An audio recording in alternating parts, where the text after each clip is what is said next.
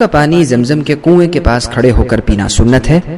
دوسرا مسئلہ، ہمارے ممالک یعنی بلاد عجم میں بعض لوگ جب جزیرۃ العرب سے زمزم لاتے ہیں تو کچھ لوگ اسے کھڑے ہو کر اور قبلے کی طرف رخ کر کے پیتے ہیں، لیکن اس کا کوئی ثبوت مجھے معلوم نہیں ہے۔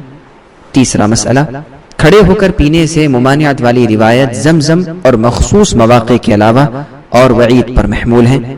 چوتھا فائدہ، بعض دوسرے مقامات پر بھی کھڑے ہو کر پینے کا ثبوت ہے، مثلا وضو کا پانی اور مشکیزے کا پانی وغیرہ۔ عبداللہ ابن عمرو بن العاص رضی اللہ عنہما سے روایت ہے کہ میں نے رسول اللہ صلی اللہ علیہ وسلم کو کھڑے ہو کر اور بیٹھے ہوئے دونوں حالتوں میں پیتے ہوئے دیکھا۔ یہ حدیث صحیح ہے، دیکھیے سنن ترمذی حدیث رقم 1883۔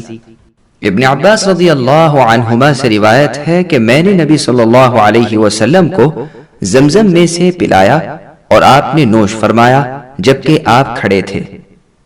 یہ حدیث صحیح ہے۔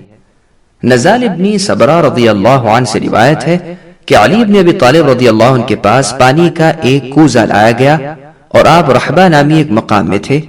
پھر آپ رضی اللہ عنہ نے ایک چلو پانی لیا تو دونوں ہاتھ دھوئے، کلی کی اور ناک میں پانی ڈالا، چہرہ تر کیا اور دونوں ہاتھ کوہنیوں تک تر کیے اور سر کا مسح کیا، پھر اس سے کھڑے ہو کر پانی پیا، پھر فرمایا یہ اس شخص کا وضو ہے جس کا وضو ٹوٹا نہیں، یعنی جو شخص وضو پر وضو کرنا چاہتا ہو۔ میں نے رسول اللہ صلی اللہ علیہ وسلم کو اسی طرح کرتے ہوئے دیکھا ہے۔ یہ حدیث صحیح ہے، دیکھیے صحیح بخاری حدیث رقم 5615 اور 5616۔ سامعین، اب اس حدیث سے ثابت ہونے والے چند مسائل سماعت کریں۔ پہلا مسئلہ، وضو کرنے کے بعد وضو کے برتن میں سے بچا ہوا پانی پینا جائز ہے۔ دوسرا مسئلہ، کھڑے ہو کر پانی پینا منسوخ نہیں بلکہ جائز ہے۔ تیسرا مسئلہ، صحابہ کرام علانیہ یعنی کھلے طور پر سنت یعنی نبی صلی اللہ علیہ وسلم کی حدیث کی تعلیم دیتے تھے۔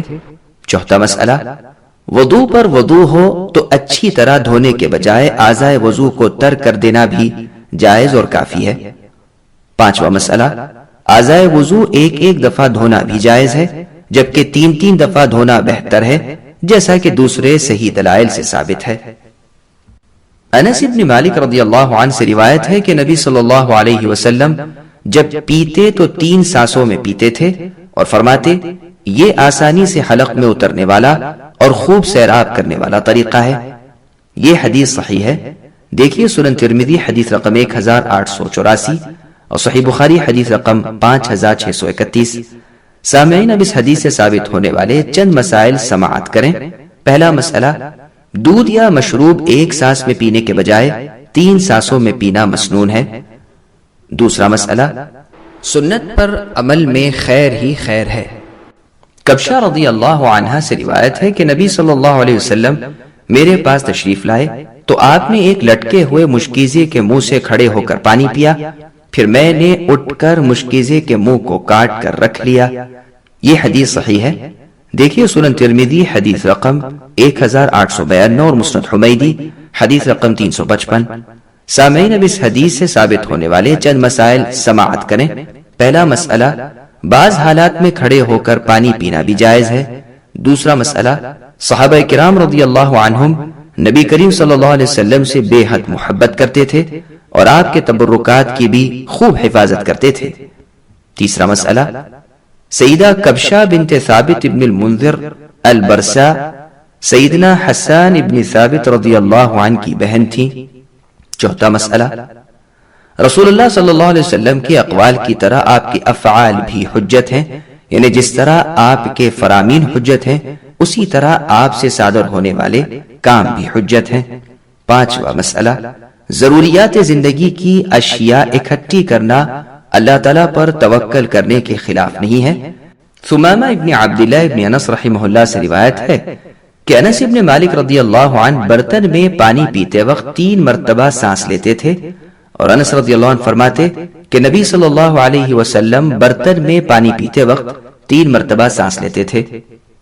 یہ حدیث صحیح ہے، دیکھیے سنن ترمذی حدیث رقم 1884 اور صحیح بخاری حدیث رقم 5631۔